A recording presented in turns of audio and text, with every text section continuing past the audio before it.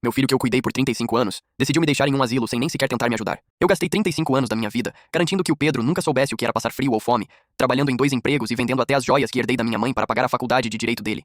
Mas o agradecimento que recebi foi um par de malas velhas jogadas no porta-malas do carro dele e uma viagem sem volta para um lugar que cheira a desinfetante barato e abandono, porque tudo começou naquela manhã de segunda-feira quando ele entrou na minha cozinha com um sorriso forçado que eu deveria ter reconhecido como um aviso de perigo, dizendo: "Mãe, eu consegui uma oportunidade incrível para você passar um tempo num resort de descanso. Vai ser como umas férias eternas com pessoas da sua idade."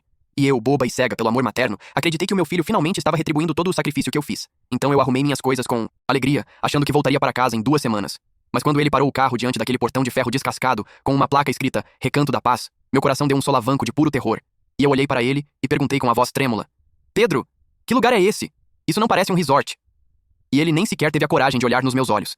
Ele apenas entregou os meus documentos para uma enfermeira com cara de poucos amigos e disse com uma frieza que me gelou a alma: "Mãe, a sua casa já foi vendida. Eu precisava do dinheiro para investir na minha nova firma, e você já estava ficando muito dependente. Aqui você vai ter horários e não vai me dar mais despesas." E eu senti o chão sumir sob meus pés, enquanto ele dava as costas e caminhava em direção ao carro de luxo que eu mesma ajudei a financiar com a minha aposentadoria. E o som do motor roncando enquanto ele acelerava foi como o barulho de um tiro de misericórdia na minha dignidade, deixando-me ali, parada naquele pátio cinzento, segurando uma mala que continha apenas restos de uma vida que ele decidiu apagar como se eu fosse um erro de contabilidade. E o pior de tudo foi ouvir a enfermeira dizer: "Não adianta chorar, vovó, aqui os gritos não atravessam as paredes." E naquele instante, a tristeza se transformou em algo muito mais sombrio, uma promessa silenciosa de que, se eu sobrevivesse àquela traição, o Pedro aprenderia que o sangue que ele desprezou era a única coisa que realmente o mantinha de pé no mundo dos homens.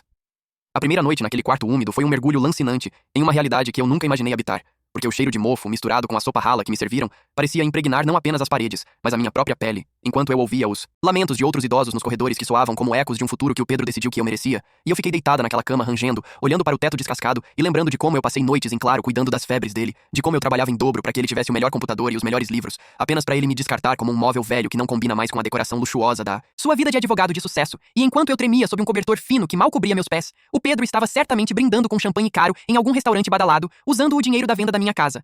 A casa onde ele deu os primeiros passos e onde eu guardava cada desenho de escola dele. Assista a história completa aqui.